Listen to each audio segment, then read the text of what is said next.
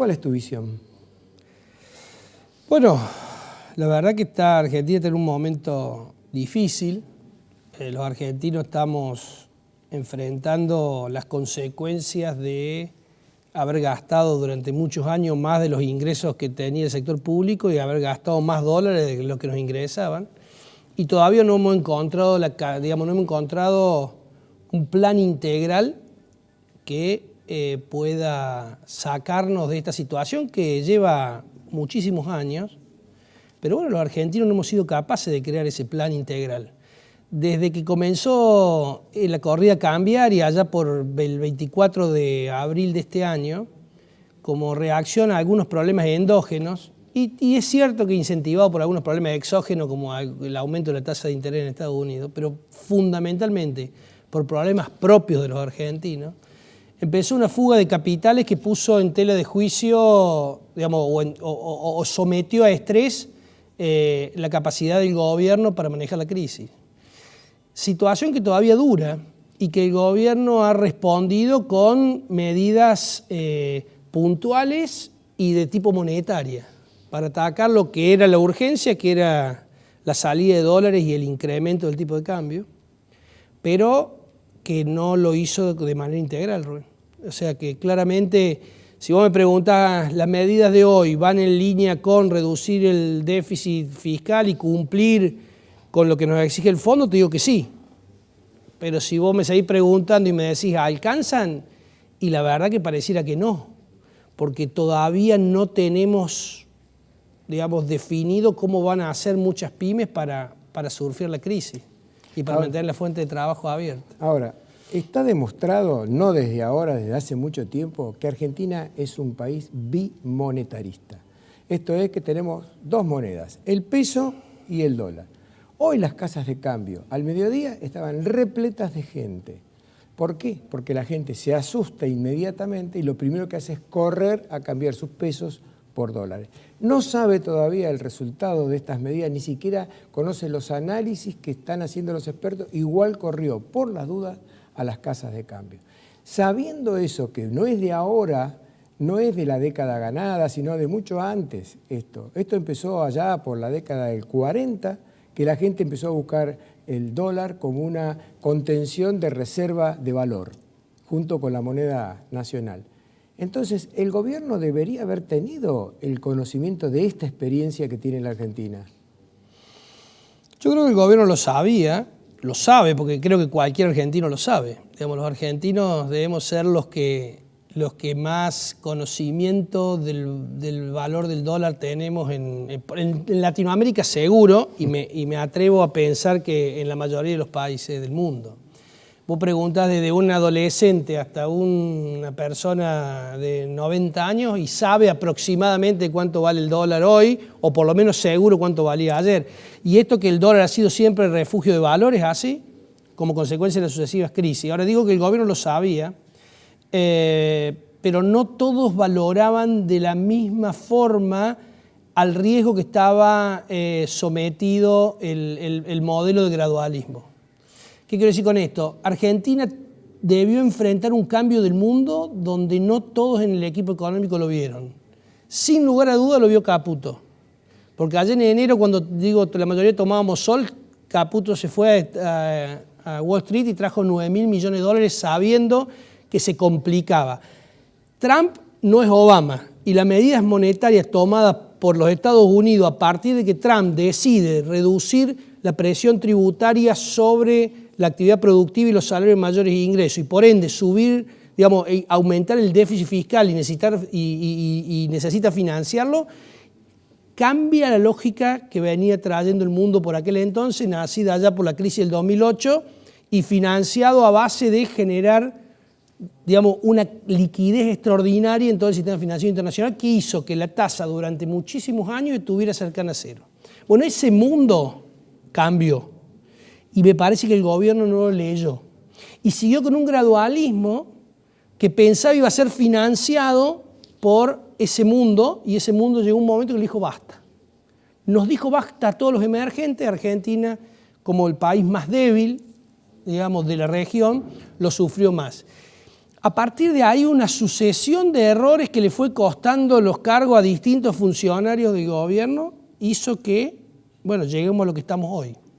Con un anuncio que para mi gusto se quedó corto, porque fue en línea solo de lo que le van a plantear al Fondo Monetario Internacional. Todavía no sabemos si el Fondo Internacional lo va a aceptar, más allá que la voluntad de la presidenta del Fondo, Lagarde, está en aceptarlo, porque lo dijo públicamente, pero hay que ver qué dice el board, qué dice el directorio del Fondo Monetario Internacional.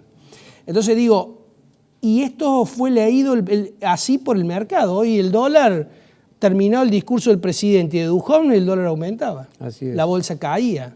Digo, me da la sensación que por lo menos los analistas locales no lo valoraron en su, digamos, no lo valoraron demasiado bien a lo que se escuchó hoy.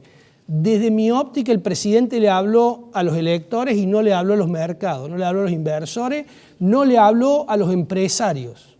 Hoy el desafío, además de la urgencia que es estabilizar el tipo de cambio, conseguir el financiamiento para las necesidades del gobierno de lo que queda del año y del 2019, de nuevo, para mí el desafío sigue siendo explicarle a las empresas qué alternativas tienen para mantenerse muchas pymes en actividad. Más aún cuando tienen que enfrentar tasas de interés que son insostenibles. Porque una cosa es el sector exportador, que es cierto que tuvo una ventaja extraordinaria al haber recibido, digamos, los beneficios de una devaluación que fue casi del 100% en lo que tiene el año, y por eso ahora el gobierno le exige un aporte extraordinario con un impuesto a las exportaciones que dicen que va a ser transitorio. Los argentinos tenemos malas experiencias con las transitorialidades de los impuestos, porque terminan quedando, el impuesto a los débitos y crédito bancario también es transitorio, digamos, y nunca más se sacó. O sea que digo, los exportadores tienen ahí un aporte para hacer, y seguramente Marcelo nos explicará después con mayor autoridad que yo si están en condiciones de hacerlo o no, pero digo, el sector exportador es uno de los pocos beneficiados con este aumento del dólar. El resto de los sectores, mucha pyme, que depende del mercado interno, no nos olvidemos que el dólar lo que genera es inflación, más temprano que tarde, digamos. Claro. Esto traslada precio, y si no traslada precio es como consecuencia de la recesión. Entonces digo, cuando vos tenés los salarios tan atrasados como los tenemos en la Argentina, el mercado interno, digamos, la demanda del mercado interno se desploma. Entonces los que pueden comprar no lo compran porque van al dólar, y los que necesitan comprar por ahí no les alcanza, con lo cual la consecuencia es todo lo que sea bienes durables y lo que no sea de primera necesidad cae de manera importante. Así que digo, hay que explicarle a esas pymes cómo van a hacer o tratar una alternativa para mantenerse en actividad los próximos meses, que el propio gobierno reconoce en algún paper ahí que va a tener una caída del nivel de actividad cercana al 2%, y que vamos a tener que enfrentar una inflación superior al 40%. Entonces, esta situación económica que se presenta para los próximos meses, para muchas empresas y para muchas familias, no va a ser fácil de pasar, y me parece que ahí el gobierno algún anuncio debiera haber hecho. Ahora sí, no previéndose de que iban a tener problemas las familias para pasar la circunstancia que se viene, igual la oposición estaba ya preparando un octubre difícil y un diciembre que puede llegar a ser un infierno. Con esto se le está dando letra para un discurso todavía mucho más combativo. ¿Vos creés que vamos a tener problemas de la gente que en diciembre puede llegar a salir a la calle, que pueden volver los saqueos? Es un análisis político más que nada, más que económico, ¿no? Yo no soy analista político, pero sí, yo creo que la oposición lo va a intentar. Lo que sí es cierto que el gobierno, digamos, el presidente lo dejó muy en claro en su discurso, que van a aumentar el apoyo a los sectores más vulnerables, con incluso 2 bonos que se le van a dar a todos los beneficiarios de asignación universal. Entonces me parece que ese sector, ese grupo, el gobierno lo tiene claro cómo contenerlo, y el propio Fondo Monetario Internacional, ya en el acuerdo anterior, el que está vigente, le dio algunos grados de libertad al gobierno para atender a esos grupos. Me parece que el problema no está ahí. Está bien. Me parece que el problema está en esa clase media que está tratando de no irse a ser pobre, digamos. Esa es la que hoy no tiene alguna herramienta para tratar de no caerse. Y me parece que en esa clase media que no queremos perder determinados privilegios. Los argentinos estamos acostumbrados, nos han acostumbrado los políticos a vivir muy bien, digamos, a viajar al exterior, a comprarnos. Bueno, lamentablemente eso en los próximos meses no va a ser tan fácil, más con precios que hoy llegan listas con aumento del 12% en algunos bienes de la canasta familiar. Quedaría un poco también para ver el tema de las pymes, ¿no? Que tal vez sean las que más van a soportar el peso de toda esta discordia económica.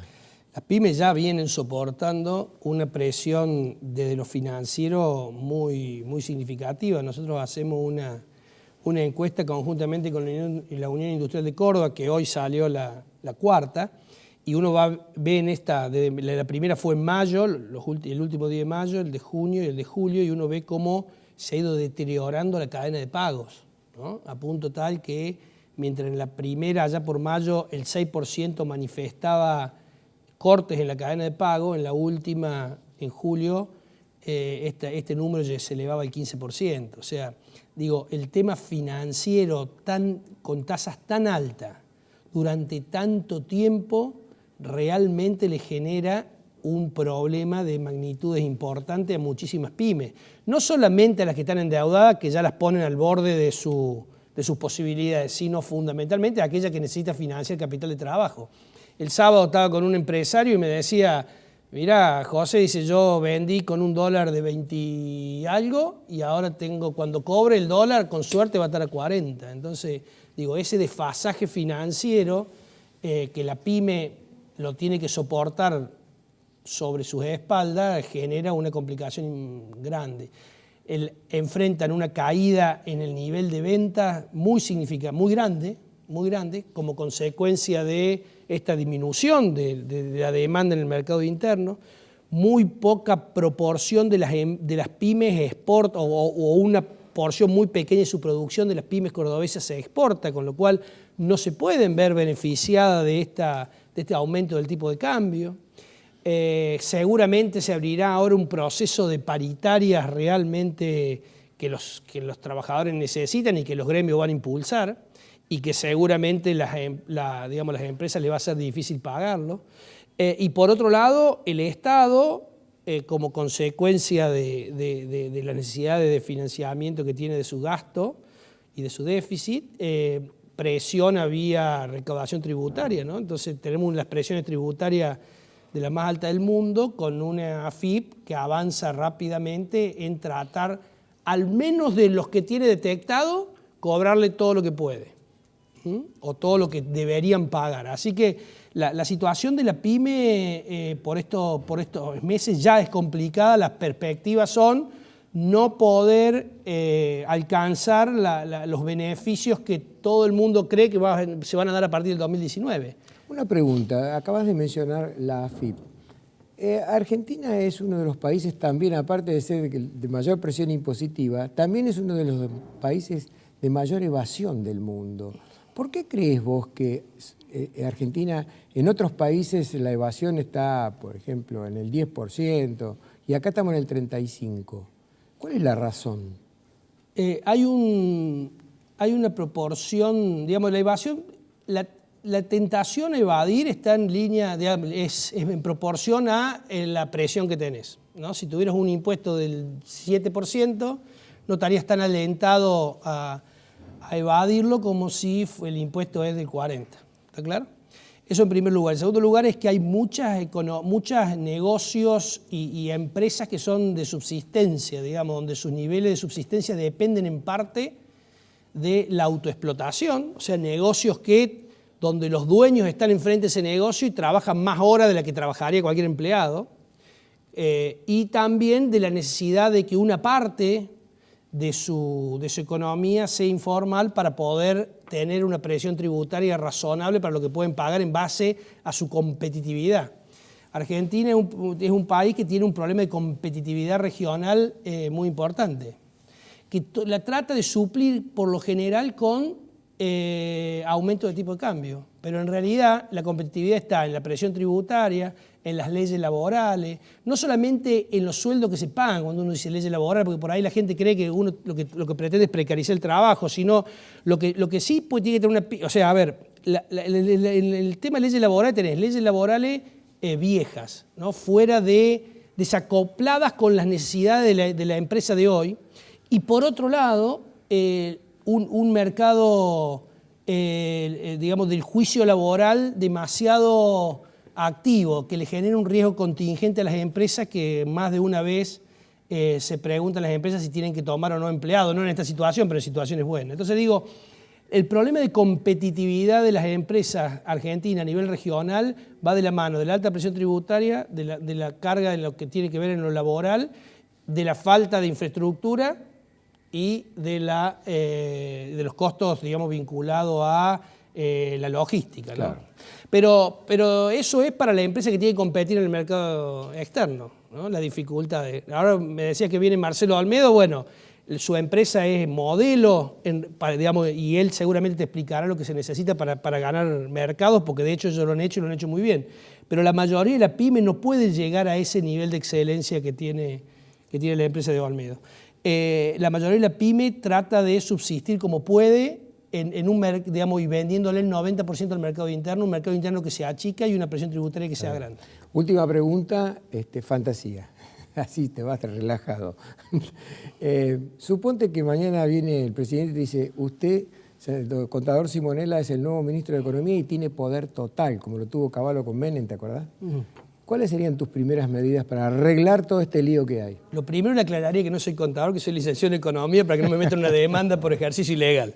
Bueno. Lo segundo, trataría de, por supuesto que haría la gran Melconian, digamos, le diría, no, mire, que sigan como vienen, pero digamos, dejando el chacarrillo ese lado, digo, a mí me parece que yo lo primero que le exigiría al gobierno y a los actores económicos es que seamos capaces de generar un plan integral. Y ese plan integral que busque los consensos de la mayoría de los actores económicos.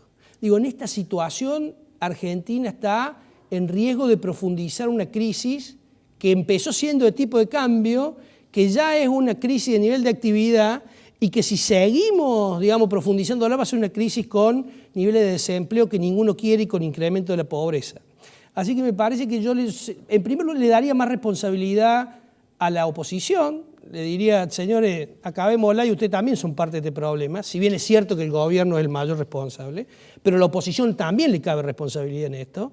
No puede quedarse solamente buscando el beneficio electoral y el gobierno tampoco puede quedarse solamente anunciando aquellas cosas que que no le erosionen más su caudal electoral. Claro, me parece que de una vez por todas, oficialismo y oposición tienen que olvidarse del 2019 por un rato, porque si no la situación a la que vamos a llegar va a ser bastante desagradable para todos los argentinos.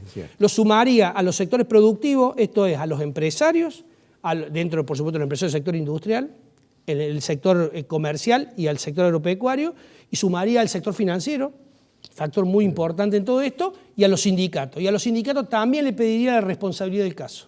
Porque cada vez representan a menos gente, porque cada vez los sindicatos son más chicos y tienen más gente en la calle en los movimientos sociales.